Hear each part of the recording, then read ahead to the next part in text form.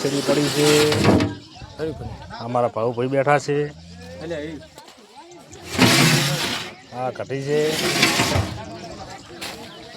આવો હમણાં આયા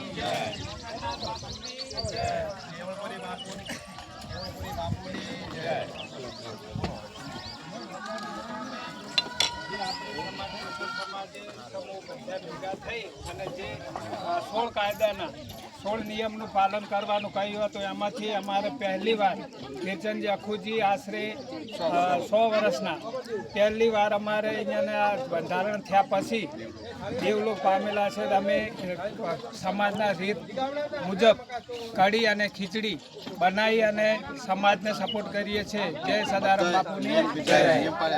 હા.